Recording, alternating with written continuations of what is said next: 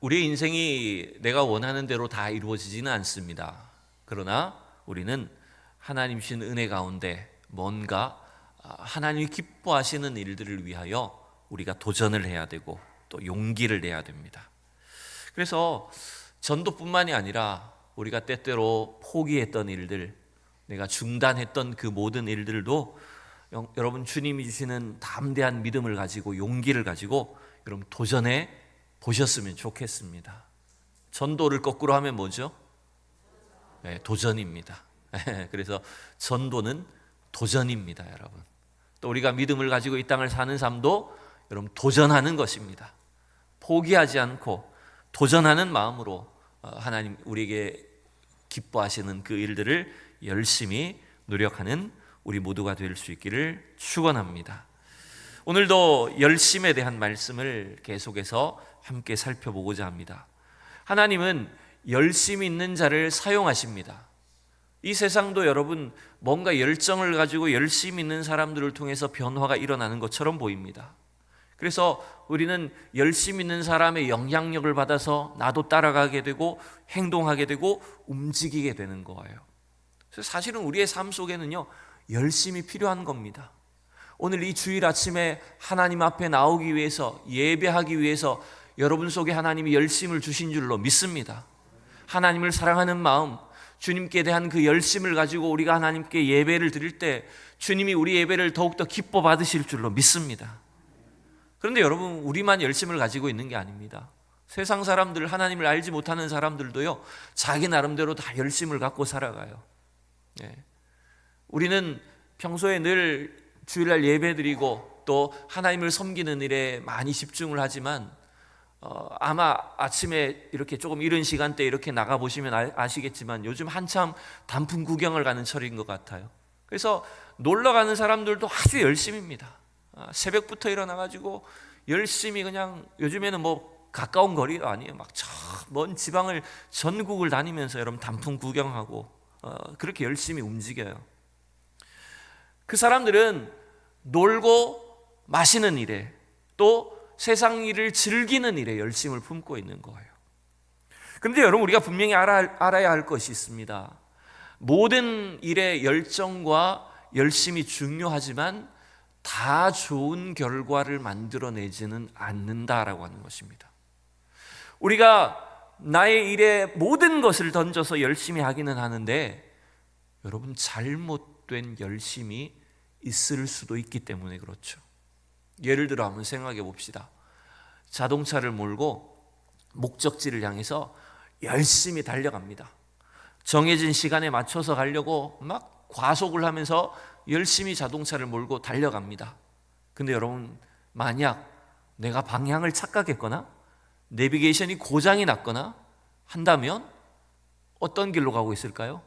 열심히 가긴 가는데 엉뚱한 길로 가고 있을 수도 있습니다.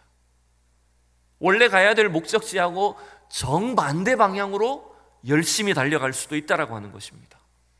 이게 문제인 겁니다. 단순히 열심만 있다고 해서 그것이 반드시 좋은 결과를 내지 못한다라고 하는 걸 우리가 주의해야 된다는 거죠. 제가 그런 예를 가끔 들죠. 밤새도록 여러분 도박판에서 화투장을 만지면서 막 눈을 비벼가면서 노름을 하던 사람, 밤새도록 게임을 하던 친구가 막 이렇게 날이 밝아오는 새벽이 되었을 때 스스로 이렇게 생각할까요? 내가 참 보람있게 어젯밤을 보냈다. 참 내가 열심히 살았구나. 이렇게 말을 할 수 있을까요? 여러분 그건 뭔가 열심히 하긴 했지만 잘못된 일에 열심을 한 겁니다. 전혀 선한 열매가 없는 일에 열심을 품고 살았다라고 하는 것입니다. 그래서 잘못된 일을 열심히 하면 할수록 더 나빠질 수밖에 없다는 거예요. 우리는 한 번밖에 없는 우리의 인생을 바른 길을 향해서 살아가야 되고 주님이 원하시는 일에 올바른 열심을 품고 살아야 됩니다. 그래서 우리가 후회함이 없는 인생을 살아야 할 것이며 또한 우리에게 주어진 삶 속에서 날마다 승리하는 삶을 살 수 있기를 축복합니다. 우리가 어떻게 하면 올바른 열심을 가지고 올바른 일들을 위해서 살아갈 수 있을까요? 오늘 그 질문에 대한 대답을 오늘 로마서 10장에서 사도 바울이 우리에게 들려주고 있다고 생각합니다. 여러분, 그 질문에 대한 대답은 뭐냐 하면 하나님을 아는 바른 지식으로 열심을 품으라는 거예요. 올바른 지식으로 올바른 열심을 품으라는 것입니다. 한번 따라합시다. 올바른 지식으로 올바른 열심을 품으라. 네. 이렇게 말을 할 수 있는 이유는 바울 사도 자신의 경험 때문에 그렇습니다. 바울이 자신의 동족 유대인에 대해서 그들이 얼마나 잘못된 열심 가운데 있음을 알고 안타까워하는 것이 오늘 본문에 여러분 기록되어 있지 않습니까? 제가 지금 자막을 띄웠는지는 모르겠습니다만 로마서 9장 1절에서 3절을 한번 보시면 자막이 있죠? 한번 같이 바로 앞장인데요. 로마서 9장 1절에서 3절을 우리 같이 읽어봅시다. 시작. 내가 그리스도 안에서 참말을 하고 거짓말을 아니하노라. 나에게 큰 근심이 있는 것과 마음에 그치지 않는 고통이 있는 것을 내 양심이 성령 안에서 나와 더불어 증언하노니. 3절 시작. 나의 형제 곧 골육의 친척을 위하여 내 자신이 저주를 받아 그리스도에게서 끊어질지라도 원하는 바로라. 아멘. 자막을 잠깐만 그대로 두시면 1절 2절에 보면 이게 1절 2절이 구분이 없이 붙어 있는데요, 바울 사도가 큰 근심이 있다고 말해요. 누구 때문에? 자기의 동족, 골육, 친척 때문에 마음에 큰 고통이 있다고 말합니다. 왜 자기 형제들을 보면서 자기 가족들 또 민족을 보면서 고통스러워할까요? 뭐 때문에 바울이 이렇게 애통해야 할까요? 왜 그렇죠? 3절을 통해서 우리가 유추해 볼 수 있는 것이 뭐냐면 그들이 아직 예수를 믿지 않기 때문인 거예요. 그들은 지금 잘못된 열심에 빠져서 엉뚱한 길에 처하고 있다는 거예요. 엉뚱한 길로 가고 있다는 거예요. 왜냐하면 바울 자신이 과거에 그랬거든요. 여전히 율법을 붙잡고 자기 의의를 주장하면서 하나님이 원하시는, 하나님께서 우리에게 주시고자 하는 그 구원의 길과는 전혀 상관이 없는 엉뚱한 길로 열심히 달려가고 있었기 때문입니다. 이것은 바울 자신의 이제 경험인 거예요. 바울이 여러분 실제로 이전에 유대교에 대해서 얼마나 열심을 품은 사람이었습니까? 그가 이 율법에 대한 충성 때문에 우리가 잘 아는 것처럼 예루살렘 초대교회가 엄청난 부흥을 이루었을 때 바울은 그 예수 믿는 자들을 찾아 잡아 죽이기 위해서, 감옥에 가두기 위해서 열심히 일했던 사람이 아닙니까? 그래서 여러분 제가 몇 군데 성경을 찾아봤는데요, 갈라디아서 1장 14절에 보면 바울이 이렇게 말하죠. 자기 자신을 소개합니다. 열심으로는 내가 내 동족 중 여러 연갑자보다 유대교를 지나치게 믿어 내 조상의 전통에 대하여 더욱 열심히 있었으나. 여러분, 바울은 예수 믿기 전에 엄청난 열심을 품은 사람이었어요. 유대교에 열심을 품었어요. 그래서 그 열심을 가지고 무슨 일을 했을까요? 빌립보서 1장에 보면, 빌립보서 3장 6절이네요. 같이 읽어봅시다. 시작. 열심으로는 교회를 박해하고 율법의 의로는 흠이 없는 자라. 바울은 그 열심으로, 여러분, 유대교에 대한 열심, 율법에 대한 열심으로 교회를 박해하고 자기는 아무 흠도 없는 완벽한 자라고 생각하며 살았다는 거예요. 근데 지금 이 로마서 10장 2절에서 바울이 그랬던 것처럼 여전히 자신의 동족 유대인들이 어떻게 하고 있다는 겁니까? 그런 잘못된 열심에 속하고 있다는 거죠. 내가 증언하노니 그들이 하나님께 열심이 있으나 올바른 지식을 따른 것이 아니니라. 겉으로는 대단히 열심히 있어요. 겉으로는 신앙생활을 너무 잘하는 것처럼 보여. 근데 그들은 잘못된 일에 열심을 갖고 있어요. 열심 자체가 나쁜 건 아닙니다, 여러분. 여러분, 열심을 품으셔야 돼요. 열심히 모든 일을 노력하셔야 됩니다. 근데 그 열심이 어디에 근거하고 있느냐가 중요한 거죠. 유대인의 열심이 왜 잘못된 것이었냐면 그들의 지식이 잘못된 지식에 근거를 하고 있었기 때문이라는 거예요. 이걸 무슨 신학적인 설명을 하기 이전에 오늘 이 본문은 어쩌면 믿지 않는 사람을 지적한다기보다는 오늘 우리의 이 종교와 우리의 신앙생활을 지적하는 말씀이라는 걸 여러분 기억하셔야 됩니다. 바울이 지적하는 잘못된 지식, 또 잘못된 열심을 품는 것은요, 하나님을 모르는 사람이라면 어쩌면 당연한 일이 아닐까요? 하나님을 모르니까 세상 일에 열심을 품겠죠. 죄 짓는 일에 열심히 할 수밖에 없다는 겁니다. 근데 문제는 뭡니까? 우리가 겉으로 예수를 믿는다라고 하고 교회를 다니고 있으면서도 어쩌면 우리도 이 유대인들처럼 이런 어리석은 일에, 잘못된 일에 열심을 품을 수도 있다는 것이 우리가 참 경계해야 될 일이라는 거예요. 유대인들은 하나님을 안다고 생각을 했어요. 하나님에 대한 지식이 있다고 생각했어요. 근데 여러분, 그게 무엇이 문제일까요? 여러분, 이 두 가지를 한번 비교해 봅시다. 하나님에 대해서 아는 것과 하나님을 아는 것은 어떤 차이가 있을까요?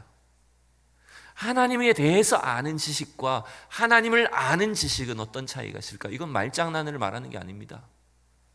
비슷해 보이지만 완전히 다를 수도 있다는 것을 설명드리고자 하는 겁니다. 하나님에 대해서 아는 것은 어떤 것일까요, 여러분? 지식적으로 아는 거예요. 공부 많이 해서 아는 것이고요.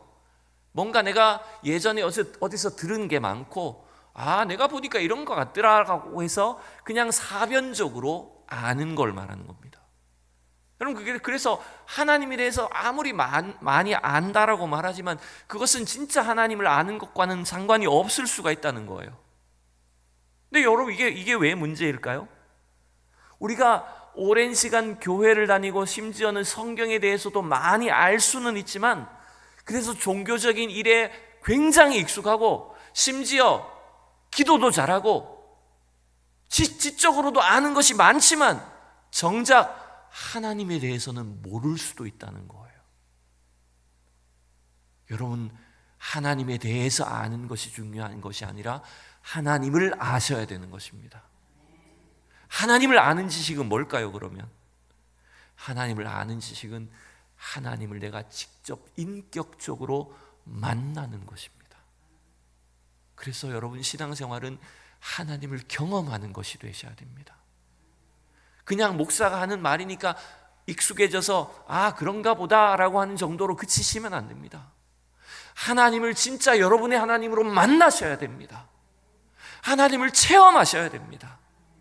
그래서 그 하나님이 나의 매 순간순간 내 생애를 지금도 주관하고 계시고 나와 함께 하시는 분이란 사실을 경험하셔야 됩니다.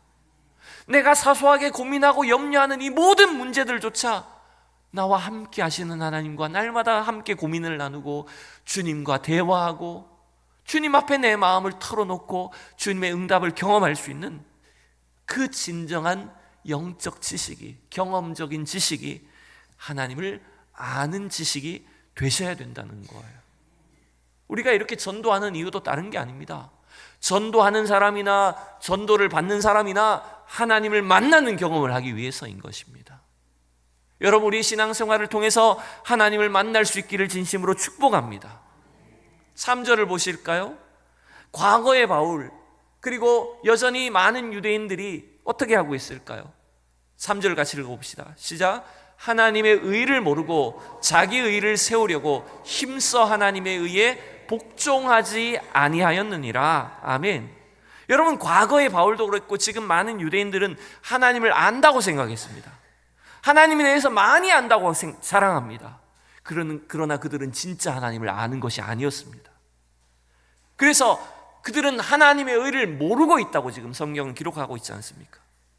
하나님의 의가 무엇인지, 하나님의 구원이 무엇인지 전혀 알지 못하기에 그들의 목적이 뭡니까? 자기 의를 세우는 것, 자기 의를 나타내고 주장하는 것이 그들의 목적이 되었던 거예요. 그런데 여러분, 무서운 결과죠. 자기 의를 세우는 그 열심이 결국 뭘 이룹니까? 하나님한테는 대적이 되어버리는 겁니다. 하나님의 구원 역사에는 도리어 반대 방향으로 가고 있고 하나님의 구원을 방해하는, 대적하는 사람들이 되어버렸다는 것입니다. 바울이 과거가 그러했다는 거예요. 무서운 말씀이 아닙니까? 우리가 가진 이 종교적인 열심이 참 신앙이 아니라 그냥 종교적인 열심으로 그친다고 하면 우리도 마찬가지 이와 같이 되어버릴 수도 있다는 거예요. 하나님이 우리에게 주시고자 하는 구원과는 별로 상관이 없고 도리어 하나님을 대적하는 일이 될 수도 있다는 거예요. 여러분, 이런 단적인 예를 너무나 쉽게 오늘 우리는 우리 세상 가운데서 찾을 수 있어요. 수많은 사람들이 여러분 잘못된 열심을 가지고 자기 의를 이루는 일을 통해서 뭔가 구원을 이루려고 하며 살아갑니다. 여러분, 가만히 여러분 시내를 돌아다녀 보시면, 길거리 다니시면 요즘에 누가 열심히 나와서 전도하던가요? 사거리에 누가 나와서 여러분 피켓을 세워놓고 전도하던가요? 물론 교회 다니는 사람들, 또 복음에 대한 열정을 가지고 많은 분들이 전도를 하지만, 최근에 여러분 보면 신천지, 또 최근에는 여호와의 증인이 곳곳에 지금 포진해 가지고 전도하고 있습니다. 왜 그런지 압니까? 그 사람들은 그 자기 열심이 없으면 14만 4천 명에 못 들어간다고 생각합니다. 그러니까 그들의 구원은 나의 노력으로 얻어야 된다고 생각하는 거예요. 그래서 우리보다 훨씬 더 열심히 있는 거예요. 때때로 좀 목사인 제가 부끄러울 만큼 열심히 막 지나치게 열심히 있죠. 그러나 그 열심이 아주 뛰어나다고 해도 잘못된 열심은 어떻게 된다고요? 하나님의 구원, 하나님의 의와는 아무 상관이 없는 거예요. 하나님의 대적이 되고 있다는 겁니다. 여러분, 이 부분을 오늘 우리의 신앙에 한번 적용해 하셔야 됩니다. 내가 열심히 주의를 지키고 헌금 드리고 봉사하고 섬기는 것이 여러분의 의가 되어서는 안 됩니다. 오후에 드릴 말씀이긴 하지만 한번 질문 드려볼까요? 여러분들은 구원받았기 때문에 주님을 섬깁니까? 구원받기 위해서 오늘 예배에 나왔습니까? 네. 우리는 구원받기 위해서 예배 드리는 게 아닙니다. 구원받았기 때문에 예배 드리는 것입니다. 네. 여러분, 이걸 놓치시면 안 됩니다. 내가 여전히 구원받기 위해서 뭔가를 하고 있다면 그 말은 무슨 말이죠? 나는 지금 구원을 못 받은 상태라는 말이잖아요. 주님은 우리를 예수 믿는 순간부터, 예수 그리스도를 구주로 영접하는 순간부터 우리를 하나님의 자녀 삼으시고 구원하여 주신 줄로 믿습니다. 그러니 우리가 지금 예배드리고 신앙생활하고 봉사하고 헌금하고 섬기는 이 모든 일들은 구원받기 위해서가 아니라 구원받았기 때문에 하는 일이라는 거예요. 우리 안에 이러한 신앙의 기쁨과 또 은혜와 감격이 넘치셔야 되는 겁니다. 자, 마지막으로 제가 그래서 두 가지로 한번 정리를 해보고 싶었어요. 그럼 올바른 열심은 뭘까요? 올바른 지식을 가지고 올바른 열심을 품는 것은 과연 뭘 의미할까요? 첫 번째 자막을 보시면, 자, 좀 길지만 올바른 지식, 올바른 열심은 뭐라고요? 1번, 나를 구원하신 하나님만 사랑하는 것, 하나님을 더욱 알아가고 섬기는 것이다 라는 거예요. 여러분, 우리가 하나님 앞에 품어야 될 올바른 열심은 뭐냐 하면 하나님을 사랑하는 거예요. 여러분, 단지 내가 뭔가 인정받기 위해서 하나님을 섬기는 게 아니고요, 날 구원해 주신 그 은혜와 사랑 때문에 하나님을 날마다 사랑하고 사랑을 고백하고 주님의 사랑을 여러분 경험하는 것이 여러분의 신앙생활이 되셔야 된다는 것입니다. 바울이 로마서에서 그런 예를 사용하지 않습니까? 우리가 종일 때에는, 예를 들어서 종으로서 주님을 섬긴다면, 노예로서 주님을 섬긴다면 어떻게 될까요? 노예로 여러분 주인을 섬길 때는 그 노예는 어떤 마음이죠? 네. 늘 시키는 것, 지시하는 대로 움직여야 되는 거예요. 내가 하기 싫어도 억지로 움직이는 게 여러분 종이고 노예인 거예요. 그런데 어느 날 그 주인이 노예를 너무 사랑해줘서, 예뻐해서 자기 부인을 삼았다고 칩시다. 여종을 자기 아내로 삼아버린 거예요, 갑자기 주인이. 그러면 그 여종은 갑자기 신분이 종에서 뭐가 됐어요? 부인이 됐어요. 아내가 됐어요. 그러면 아내가 된 날부터는 그 부인은, 그 여인은 어떻게 자기 남편을 섬길까요? 주인을 어떻게 섬길까요? 어떻게 억지로 섬길까요? 때릴까봐 막 겁을 내면서 남편을 섬길까요? 물론 몸은 그걸 기억하고 있을지 모르지만 자기가 너무 사랑받은 것 때문에 그날부터는 돈을 받기 위해서, 때리기 때문에 억지로 섬기는 것이 아니라 어떻게 남편을 섬길까요? 그렇죠. 사랑하는 마음으로 기꺼이 섬기겠죠. 시키지 않아도 섬기게 되는 거죠. 여러분, 우리 신앙생활은 그와 같은 겁니다. 우리가 하나님이 주시는 올바른 지식으로 올바른 열심을 품는다는 것은 하나님을 그와 같이 사랑하시는 것이 되셔야 되는 겁니다. 그리고 날 사랑하시는 주님이 어떤 분이신가를 날마다 알아가고 섬기는 것이 여러분의 신앙생활이 되셔야 되는 겁니다. 그렇게 우리가 예수를 믿고 신앙생활할 때 신앙생활이 기쁠 수밖에 없는 거예요, 여러분. 여러분, 제가 그래서 늘 부탁드리는 것이 있어요. 여러분, 교회를 억지로 나오는 것이 사실 별로 좋은 게 아니죠. 우리가 하나님을 섬기고 예배하는 것이 정말 여러분 안에 기쁨이 되기를 축복합니다. 주의를 지키는 것, 하나님을 내가 섬기고 예배하는 일이 얼마나 기쁘고 감격스러운 일인지를 날마다 여러분 경험할 수 있기를 진심으로 축복합니다. 이 일에 우리가 열심을 품어야 되는 거예요. 두 번째, 여러분 올바른 지식을 통한 올바른 열심은 뭐가 돼야 되냐면 2번을 읽어볼까요? 시작. 하나님이 사랑하시는 한 영혼의 구원을 위해 최선을 다하는 것이다. 아멘. 우리가 이제 품어야 될 올바른 열심은 뭐냐면 하나님을 사랑하는 일에 열심을 품는 것이고, 두 번째는 하나님이 사랑하시는 한 영혼을 사랑해서 그 영혼을 구원하는 일에 최선을 다하는 거예요. 그게 우리가 열심을 품어야 될 일이라는 겁니다.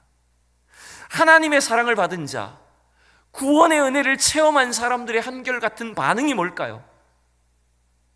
여러분, 만약 어떤 사랑을 막 놀라운 사랑을 경험했다고 칩시다. 은혜를 받았다고 칩시다. 그럼 여러분 어떻게 하시겠습니까? 당장 교회를 나가면, 밖으로 나가면 여러분 어떻게 하시겠어요? 이걸 잘 보여주는 예가 있어요. 어느 날 우연히 정말 맛있는 식당에 갔어요. 우연히 밥을 먹었는데 너무 맛있어. 그럼 여러분 그날부터 어떻게 하실까요? 시키지 않아도. 왜? 그 식당 홍보대사가 돼버립니다. 돈 한 푼 안 받아도 그 식당 맛있더라, 정말 맛있더라 막 돌아다니면서 물어보지도 않아도 이야기하고 다닐 거예요. 그것처럼 우리가 하나님의 사랑을 받게 되었다면, 내가 받은 구원에 내가 얼마나 놀라운지를 내가 날마다 경험한다면 우리는 자동적으로 뭘 하게 되냐면 주님의 사랑을 증거하게 되어 있는 거예요. 그래서 예수님도 십자가 보혈의 은혜와 그 구원의 능력으로 제자들을 구원하여 주신 뒤에 이렇게 부탁하지 않았습니까? 누가복음 7장 22절과 디모데후서 4장 2절을 차례대로 보면 이렇게 주님이 말씀하세요. 예수께서 대답하여 이르시되 너희 가서 보고 들은 것을 요한에게 알리되 세례 요한한테 너희가 보고 들은 걸 알려라. 즉 뭘 봤다는 거예요? 누구를 만났다는 거예요? 제자들이 메시아를 만났다는 거죠. 즉 구약에 약속한 맹인이 보고 못 걷는 사람이 듣고 나병 환자가 낫고 귀 먹은 사람이 듣고 죽은 자가 살아나는, 가난한 자에게 복음이 전파되어서 그들이 구원받는 역사를 우리가 목격했다. 그분이 바로 예수님이시다. 이걸 증거하라는 거예요. 또 로마서를 기록한 사도 바울도 여러분 마지막 그의 편지에서 디모데후서 4장에서 뭐라고 우리에게 권면합니까? 같이 시작. 너는 말씀을 전파하라. 때를 얻든지 못 얻든지 항상 힘쓰라. 아멘. 이 말이 뭘 의미합니까? 하나님의 복음으로 구원받았다면 우리는 자동적으로 내가 받은 그 구원의 복음을 하나님이 사랑하시는 자 한 영혼을 위하여서 열정을 다해 그 영혼 구원을 위해 노력할 수밖에 없다는 것입니다. 이건 자동적으로 할 수밖에 없다라고 하는 거예요. 그러기에 여러분, 우리가 이렇게 구원받고 신앙생활하는 것, 정말 주님을 향한 그 사랑의 열심으로 하셔야 되고요, 영혼을 구원하기 위한 그 열심으로 날마다 여러분 전도하셔야 되는 겁니다. 이러한 놀라운 변화와 은혜가 우리 모두에게 일어날 수 있기를 진심으로 축복합니다. 여러분, 이분의 간증을 한번 들어보신 적이 있을지 모르겠습니다. 이분은, 자막을 띄워주시면, 이분은 교도관 출신으로 아주 악한 죄수들을 다루다가 하나님의 은혜를 받아서 수많은 재소자들을, 또 심지어 사형수들을 전도하신 분이죠. 박효진 장로님이죠. 제가 전에 사역했던 교회 장로님이셨습니다. 저는 이분이 계신 줄 모르고 갔는데 가보니까 그 교회에 시무장로님으로 계시더라고요. 여러분 이분의 간증을 한번 기회 되시면 들어보십시오. 책도 한번 사보시면 좋아요. 이분이 여러 교도관으로 있을 때는, 젊은 교도관일 때는 눈이 이렇게 있었어요. 이거는 그렇게 젊은 시절은 아닌데 눈이 쫙 잡아 찢어가지고 자기 스스로 별명이 뭐냐면 독사였어요. 부인 따라 교회는 다녔지만 술, 담배에 쩔어 있었고, 또 세상 사람들이 특히 감옥 안에 있는 재소자들이 자기를 얕잡아 보지 않기 위해서 아주 악독하게 행동했던 사람이었어요. 교회에선 집사였지만 자기 직장에서는 그 독사였어요. 그래서 재소자들을 때리고 학대하고 함부로 욕하고, 옛날에 그랬을 것 아닙니까? 왜냐하면 여러분, 이 죄수들이 얼마나 흉악범들이 많은지 조금만 얕보면 그냥 막 사람을 잡아먹으려 하거든요. 거기 지지 않기 위해서 자기도 독해질 수밖에 없었다는 거예요. 근데 하나님의 강권적인 역사로 이분이 성령의 기름 부으심을 받게 됩니다. 하나님의 살아계심을 인격적으로 체험하게 됩니다. 나와 같은 죄인을 구원해 주신 그 하나님의 사랑을 체험하고 난 뒤에 이분의 눈이 달라져요. 마음이 다 변해버려요. 그래서 그 하나님 사랑이 얼마나 감격스러운지, 직장에 가서 이제 죄수들을 보니까 그 전날까지는 지지 않으려고 맨날 기싸움하고 때려잡고 싸우고 그랬었는데, 그 다음 날부터 직장에 가서 교도소 안에 죄수들을 보니까 너무 불쌍하고 사랑스럽더라는 거예요. 그래서 그때부터 이 죄수들을 붙잡고 끌어안아주고 기도해주고 눈물 흘리고 기도해주고 이렇게 한 거예요. 그래서 이 죄수들이 예수 믿기 시작한 거예요. 나중에는 우리나라의 유명한 흉악범들 사형수들을 전도해가지고, 그 사형수들이 이 단두대 안에 올라갈 때, 단두대는 아니지만 이 사형 그 줄에 묶일 때 찬송 부르며 천국 가게 만드는 거예요. 여러분, 우리가 하나님의 사랑으로 변화되는 일이, 열정을 품는 일이 이와 같이 중요한 것입니다. 여러분, 우리 대전 서현교회 우리 모든 성도들 안에 주님이 주신 이 사랑과 열정이 넘쳐나기를 축복합니다. 내 안에 하나님 식어져 버린 내 안에 감격이 다시 불타오르게 하여 주시옵시고, 하나님의 뜨거운 사랑과 열정으로 다시 한번 주님을 사랑하고 하나님이 사랑하는 한 영혼 한 영혼을 구원하는 일에 우리가 최선을 다할 수 있기를 진심으로 축원합니다. 기도합시다. 살아계신 하나님, 주의 은혜를 감사합니다.